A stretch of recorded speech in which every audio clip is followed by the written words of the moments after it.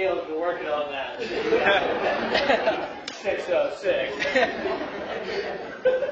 No, thank you guys very much. Thank you very much to the Pediatric Club, to LCW, to everybody who's joining us tonight. I'm sure as in all the events and those sort of things, we'll have some latecomers. We've got some live streamers here, so I'm sure my dress wear, my shoes look even better on the internet than they do live. What is your favorite brand of sandals again? We got Ebel. Yeah, I don't know what that is. Yeah. But I figure I rarely, as Jeremy can attest to, since that just started, patient and I rarely dress up in my practice now that we have a big pediatric movement group practice, so I thought I'd at least wear dress pants for you tonight. That way, if the talk sucks, at least you're like, those were really nice pants that guy was wearing. What we're going to do tonight is we're going to have a lot of fun. These settings are very enjoyable. I'm going to go through in just 1 second. Actually, you know what? I'm going to do that very first. All right. Whoop. That's what I'm going to do. Let's skip that. All right. So if you can read, this is a few short words here that we want to go through. I'm going to go through a ton of stuff here tonight. But tonight is literally going to be more laid back, more fun. Honestly, I am really passionate and really pretty darn good nowadays at taking care of ADHD and what we kind of call raging bull kids. And predominantly, I enjoy that and I've become good at that because I'm one of them. So where I'm going with that is we're going to be all over the place tonight. Okay? We're going to cover a lot of stuff tonight that has a very pointed pediatric purpose, because everything with kids carries more impact, more volume, more to do with it. But especially tomorrow morning, I am speaking at Light Vision as well. And tomorrow morning is where I've got an hour and a half or almost, I think, maybe 2 hours to go through my perfect storm lecture. So tonight I'm not going to go through so much the science, the subluxation, and that sort of stuff. We're going to kind of get a little bit more into philosophy, communication, certainty related stuff tonight. So for those of you especially who are science geeks, who really want to know deeply about these subluxation patterns in kids and the perfect storm and really where it all begins, please join us tomorrow. I think it'd be pretty crazy. I mean, if you got a lower extremity midterm like Caleb, I already told him you just pull on people's taluses and their lower extremities get way better. Write that down. That's a real practice tip. But it's $25. So if you don't have class, you don't have something, the way you get to go to Light Vision, Brock and Pam, we have flyers here tonight. I think they wrote my name, $25 on the back of a couple of those, right? That's what Jill said to do. Yeah, perfect. Perfect. So the event, again, it's literally, it's down the road from you guys. Obviously, I want you to come hear about the pediatric science stuff because I am purposely not going through so much of that tonight because I'm going to be, in less than 12 hours rocking that out tomorrow. So even if you spend $25 to come hear me speak again tomorrow morning, I would much appreciate that. And I know the event and the rock star that you now have here at Life, Dr. Jill, would love it as well. But by all means, for $25, you get a hell of a lot more than that. There's some other amazing speakers. Good buddy of mine, amazingly solid dude, Tim Young, is one I would check out. If you also really like science stuff, John Minardi, I know is speaking there tomorrow. Him and I, and the way we go after the science and the certainty from that are very aligned on that. So that's second intro, so we'll go back to the first intro. All right, join us tomorrow. Grab a sheet, grab a form, $25, you can pay it at the door. So what we're really going to go through tonight is I have maybe like 6 or 7 slides, okay? The real point of the slides are because I am a very hyperactive raging bull. I just like to click things in my hand while I'm talking, so then that way they're up there, okay? So we're going to kind of go and weave through these things. These are the foundational conversation points I want to have with you tonight. What I've kind of come up with as the 3 C's of really it's chiropractic success, okay? Really it's any success, honestly, as we dive into these tonight. But then as you hear me say over and over again, when it comes to taking care of kids, when it comes to having a pediatric and family-based practice, everything, you just have to sharpen the lens a little bit tighter. You got to work a little bit harder. You got to understand a little bit more. You got to be that much better. And as a result of putting in that much more work, that much more clarity, certainty, communication, understanding, you get to make that much more of an impact. And we're going to go through that kind of right off the bat. So I'm just fair warning you. I am a farm kid from Iowa mixed with a nerd. So you'll get farmer analogies, nerd analogies. I really will be all over the place with things, okay? There'll be squirrels running by all night. I'll chase every single one of them, all right, a couple at a time. but stay with me, we're going to have some fun. And also, last thing before we dive in and get rolling, I do get talking very fast, get very passionate. I love that you guys came and spent time with me tonight, because I know you got a lot of other midterms, you got other things going on, okay? But I'm going to get very passionate, very rolling. But this is for you guys tonight, okay? This is information that I've been very blessed, very fortunate to be taught to go after and be able to apply in my life. And I'm here for you guys tonight so that whenever you get done here at this great school, that you can go to your community, serve a bunch of kids, and do a lot of good. So long story short, if you've got questions for me tonight, do not let me leave without asking them. And I would very honestly, I know nobody says this, but I really mean this, if you have a question, if you want to go through it, please ask it to the group here so that not only everybody here in the room, we got people on, because I guarantee if you've got that question, or at least some form of it, probably 5 other people do too, so we can get into a really cool conversation about that. We've got 2 hours. The last time I finished a talk on time was I've never actually done that. So It doesn't happen. Yeah, no, it does not happen at all. Okay. So here's a very important point when we start to kind of dive into certainty, clarity. Anybody see this on Facebook, right? So where there's all these things always on Facebook now. This one, I freaking fell in love with when I saw this one on Facebook. Oh, sorry, one last warning. All right. I am a dude who is driven by kids. I have 4 beautiful epic Cairo kids myself. I have 67% pediatrics in my practice. I am with kids 24/7. I start my day as a breakfast cook, then a backpack packer, then a chauffeur, then a pediatric chiropractor, then a chauffeur. Where I'm going with all this, when I get away from that, somehow I become like the most vulgar, nasty person in the world.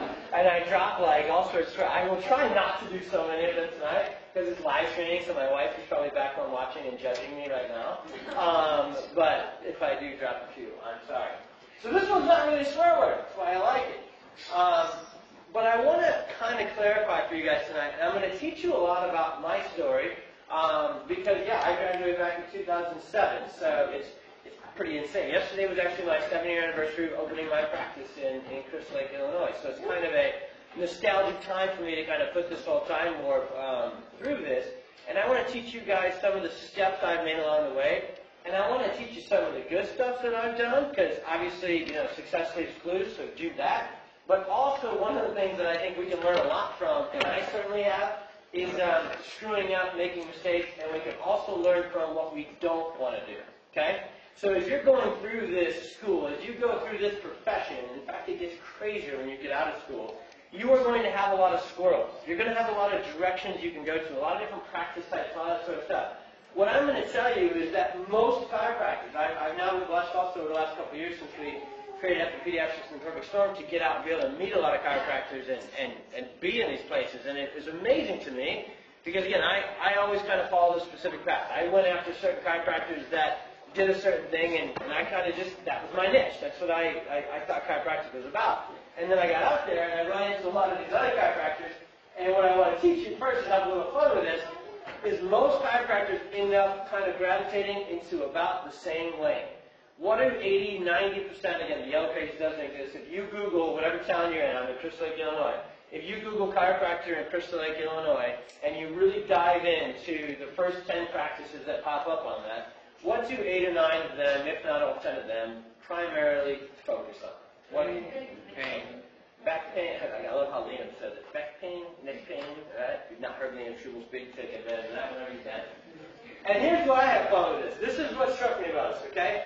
To me, this is a day in the life of an ordinary DC. This is a day in the life in an ordinary, adult-based, musculoskeletal-based, back pain, neck pain, metabolic syndrome, fibromyalgia sort of practice. It is filled with, and we're going to have fun with this, it is filled with a bunch of assholes, okay? What I mean by that is, read the definition. A person who constantly asks for your advice, yet always does the opposite of what you told them, okay? So in 7 years of practice, you'll have some too. I've had a few of these that somehow got by the bodyguard and got into my practice, okay? And what an asshole in a chiropractic setting is a person who drives 45 minutes in rush hour traffic while they're sipping on their Diet Coke and latte and eating a bagel. And after sitting in their car for 45 minutes, listening to the news about all that can go wrong in the world, they then go to their cubicle in front of their desk, and they sit in front of their desk in a job that they hate for 8 8 hours a day, then they go back and they reverse that same trend on the afternoon home, and they come into your office, and even I don't know how, the ones that I kept, I don't know why they kept coming back, I have no idea, but they keep coming into your office every Tuesday at 3 o'clock, they got the same pain, the same problem, and they keep asking you the same question. What do you think? Do you see Caleb? And they literally, these assholes, they show you some skin. They'll get right there. They'll get it all the way down. They'll be like, Caleb, it's underneath there.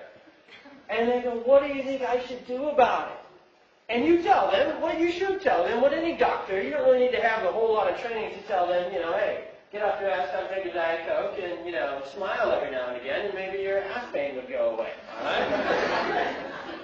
But what they love to do, and we're circling this, what they love to do is come into a chiropractor. See, chiropractors they really, really love because they have more frequent visits with you where they can ask you all these questions. This is really what adults do. And why do they do this? Because they have 45 years of bad programming. Okay? It's really honestly not their fault. We're having fun with them. But they have 45 years of bad programming, so they feel better about walking into your office, asking you questions. Should I do this? Should I do this?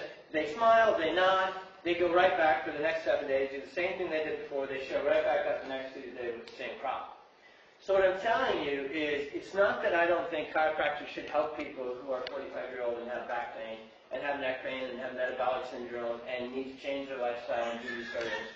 What I'm telling you, what I'm using this introduction for tonight, is if that's not exactly what you want to do Monday through Thursday when you get into practice, and I will always reference practice as Monday through Thursday because that's all I've ever practiced, because I've always been a dad before a chiropractor. So I'll talk about the fact that you don't have to work 90 to 100 hours a week and live your weekends at Costco with a dry spine either. Okay, well, sorry, that's more of a class conversation. But what I'm going into this is you get to choose what you do. So you should look at the different clinics and you should say, you know what, if you are the guy who's very, very passionate about helping that person change their lifestyle, well, hell, more power to you, okay? I think that's an amazing thing. But what I'm alluding to with this is that is a whole lot of swimming upstream to me, okay? Because I did that in my practice, okay? We're going to circle through my experiences tonight, but what I did for a long period of time is what I refer to as I ran 2 different horses out of the same stall.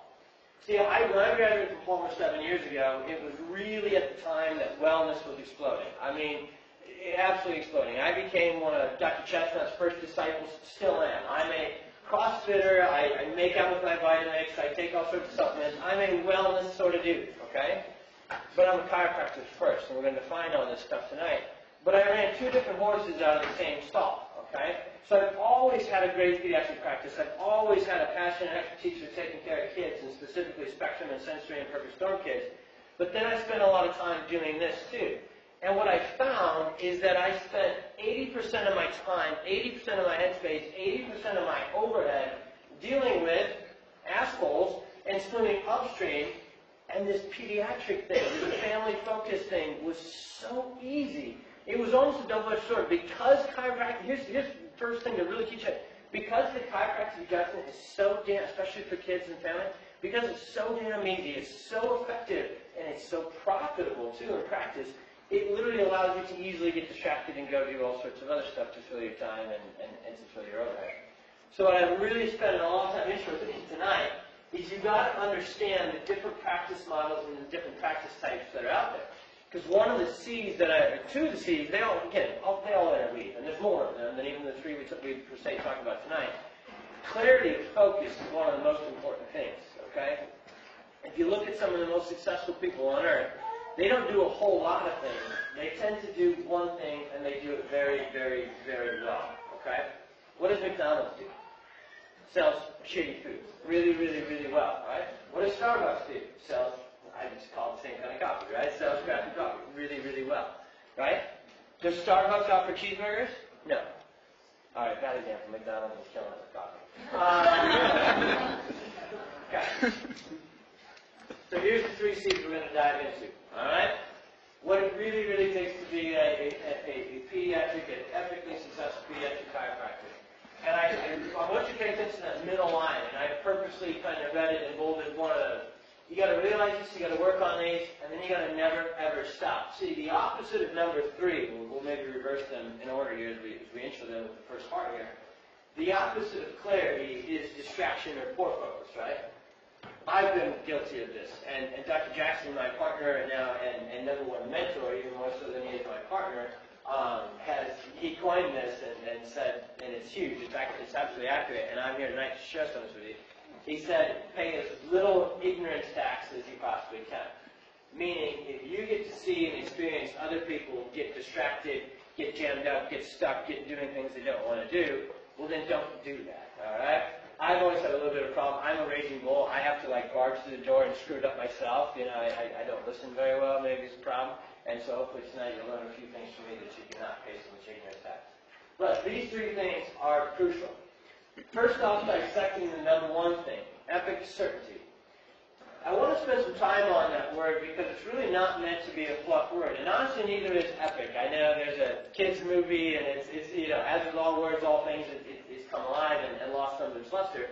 But there's really a definition to that too. But even with certainty on this, there's a very distinct difference, guys, between certainty in what you do and then other scales that are less than certainty. Really liking what you do, really being passionate about what you do, or even another C word, being very confident in what you do. See, you can go out in the public, and what I really like to say, and what I see very much be an issue with our profession, and which is why I really think our utilization is a big part of it. There's many reasons. It's its own perfect storm as to why our utilization is going down, and our public perception is going down, not up. And then if we carry that to the tune of kids, how are we doing there? So if we see 3.4% of the population as a whole, what do you think it is with kids? It ain't 0.034, guys. It's one of the, I mean, the average chiropractic practice sees between 5 to 10% kids. And if we look at most chiropractic math, most chiropractors, when you ask them a question about stats, they just multiply it by 3. It's like dudes in college. How many girls? Not kids. That's an analogy. Hopefully not like, yeah. But it's an issue, right? And one of the major issues with this is really one of the things that's popular in chiropractic right now is using what I call scripted confidence instead of actually developing authentic certainty, okay? See, it's really easy. It really is, guys. It doesn't matter what profession you're in, you know. It's really easy to memorize script after script after script. We can use powerful words, we can make the scripts awesome, we can memorize them, we can go to the malls on the weekend, we can go to health fairs, we can do it in our office one-on-one, we can do it in classes. We can really script confidence, and it may work for a little bit of time, but there's a distinct difference between that kind of, you know, inauthentic scripted confidence and really deep down epic certainty, okay? See, the most successful, literally, this is your case study. And it's the world of Facebook, right? It's social media, so you can usually see pretty easily. But if you look at the most successful practices that are out there, and you really get down and dirty to the person who is in charge of that practice, and again, nothing I'm going to talk about tonight is black and white 100%, but what they have is just undying levels of certainty in one thing, chiropractic, okay? The other thing that does most successful, and I want to define this, when I say successful biggest practices, I also want you to put another definition and moniker to it, that have been doing it for a long time. That aren't flash in the pan, that didn't get hot for 2-3 years, get burnt out, go broke, have an issue. I mean talking about like the Lao coaches of the world who have been 3 decades of having amazing practices, okay? You're going to see these 3 C's absolutely seep everywhere within those sort of practices. They have an undying, can't hide it, can't pull it back certainty in chiropractic, okay? We're going to dissect that one in the beginning tonight. And number 2 is a huge one. They have a ridiculous ability to communicate chiropractic, right? They do way better than Caleb did with the intro.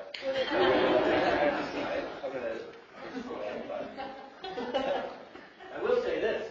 Dude, this is a tip that I did at Palmer. At Palmer, we had this. Here's first tangent, number 1 of the night. Okay, I promise we'll get into triple digits. We had a program called SPEAK, Student Patient Education, Awareness, and Knowledge, where we went out, we did screenings, and we did workshops. I did like 1 or 2 screenings, and I was like, yeah, not for me so much. I was at the Mississippi Valley Fair. Never been to Iowa.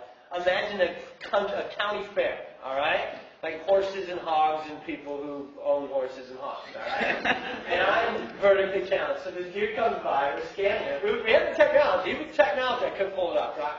Primarily because we were scanning people standing, and the dude was like 6'5", holding a Budweiser and a hot dog, literally holding it, and I'm trying to scan it, and I turn around, and I had never interpreted the scan at that point, never done screening, and I'm like, we should adjust you, dude. And he's like, so, long story short, where I'm going with this tangent is, when I was at Palmer, I only did 1 or 2 of those screenings because I just didn't think that just wasn't where I was going to go with what I wanted to do. But that was a program that allowed us to set up a whole bunch of talks and workshops and go out to different things in our community and practice talking about communicating chiropractic. I really think an entire department of our education, whether it's Palmer, Life, or Sherman, or Parker, an entire department. Actually, John G. Martini said this at Palmer's homecoming right before I graduated. And so this, most of everything you'll hear from me tonight is just learn from other great mentors that I've had. But D. Martini said, why do we not have an entire department, an entire class schedule to teach our students how to communicate chiropractic? Because, see, you will find there's a ton of really amazing clinicians out there, great adjusters who could get massive, copious amounts of people, including kids, well, and they do very little good. You've heard very little of them because they have a massive inability, a massive subluxation to communicate chiropractic. So I'm poking fun at Galen because he's a hell of a guy, and he's already kicking ass with where he's at. But do it while you're here, and it's not on your dollar, all right? If you can get somebody else to help you go in the community, give you experiences, whether it is a screening, whether it's a talk, whatever it is, while you're here in school, and go out and practice communicating chiropractic. And I'm talking about the public, ladies and gentlemen. I'm not talking about with each other, arguing whether Pentabon corrective is better than Gonset. I'm not talking about at lunch. I'm not talking about with your family. They already think you're nuts and they're crazy, and your family's going to be the hardest people to ever talk to. I'm talking about before it's you that has to pay the bills. If you have success at the end of that conversation or not, take whatever, I don't know what they are here in life, not there, but take whatever opportunities you can to go out and practice your public speaking, specifically obviously related to telling the chiropractic story, because number 2 is an absolute thread between every single person that has a monster successful practice. And here's the crazy thing about the powerful point of number 2. I actually know quite a few people and have run across and gotten to learn about many, many people who have really big successful practices that look great on the outside, who actually aren't that good at number 1. Who actually don't really know jack about our chiropractic philosophy, who honestly, some of them I've been adjusted by, and I wouldn't pay them $10 for that adjustment. And again, I'm really not here to judge and compare and contrast. The last thing you'll ever get from me is, we're good, what I do is good because that's bad. I don't care about what anybody else does. I care about what I do, and I care about helping this profession so that it can help more kids. But learn from these sort of things. That's how damn powerful communication is, okay? You can have a lot of other holes in your armor, and if you're a hell of a communicator, you can get a lot of people into your practice. You can probably tell as I'm going through this, I'm a pretty big fan of doing it all. I'm a pretty big fan of working your ass off and saying, you know what, I signed up for this, I spent 8 years of my life for this, I spent a little bit of money, it's probably got cheaper since 2007, right? And I don't want to just be average at it. I don't want to be good at it. You want to be absolutely freaking epic at it, guys. And to do that, I'm going to give you literally a couple things tonight that I think are some of the most important ones. But by no means in this 2 hours am I going to give you an exhaustive list of everything you need to do. But whatever you do it well, all right? Take it and make it as full and as complete as it possibly can be. And number 3 is really a big one where, again, you'll learn about from me, from the distractions and the lack of clarity and focus that I've had. And hopefully you can take a few points and you can figure out whatever your focus is. And that's why on this slide, the never stop is key. All right? A lot of people that go into chiropractic, a lot of people that go into business, of course, for most of us as chiropractors, we also are going to go into business, right? That's another place where obviously chiropractors fail, is not necessarily in the chiropractic part, but in the business part.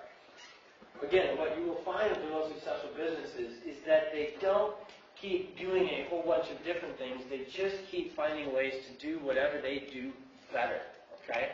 So whatever your focus is now, does that mean you are going to get bored and get burnt out? No. What that means is you say, okay, I found something that I can be the best in the world at. I found something that I'm extremely passionate about. I found something that is extremely profitable and makes me a hell of a living and a hell of a purpose and a hell of an esteem in my life. And just keep at it. Avoid distractions. Because what some of the most successful chiropractors do is they get to this place where they're successful, they're busy, they're making good money, and then they get stupid with their money and their focus, and they go, oh, well, I can do this now, and I'll do that. You know how I know that that happens? I did it. You'll learn that story tonight, all right? Okay, well, let's dive into this. Honestly, if we get nothing else across tonight, we're going to have some fun. And I realized, I forgot, this book right here. Again, I'm not the guy who's like, write that down. You know, I mean, you should probably write everything down I say. It's going to be awesome. So I'll just say it in general, and then you just have to keep writing. And if you get your left talus, if you're right-handed, if you adjust your left talus, it'll clear any cramping you have. But if there's a book that you want to read that really, I feel, will teach you a hell of a lot about our philosophy, I would pick up Dr. Fred Barb's. I would read all of his books, but specifically my very favorite obsession book that literally in the last 6 months I have read 6 times cover to cover is Life Without Fear. Okay? The short synopsis on it, why I'm saying it in that way, and I'm going to give you some different context on this too. It's Life Without Fear. It's amazing that Barb was an incredible, he was full of certainty. He sure as hell could communicate chiropractic, and he had absolute clarity in what he wanted to do. And then he brought that to writing and to books. And really, Life Without Fear, a lot of, I don't know how much of the text, but a decent amount of the text is actually quoted, copied from other green books, from Dee Dee's writings, from BJ's writings, from other papers, from other books. And what's beautiful about that book, which I didn't even know that's what it was when I picked it up, what's beautiful about that book is that Barge basically provides his commentary, provides his explanation, brings it to a much better understanding and perception of that. And that was actually written all the way back decades ago, but it's still very, very, very pertinent today. So we're actually going to go through and dive into one of my favorite parts of that tonight.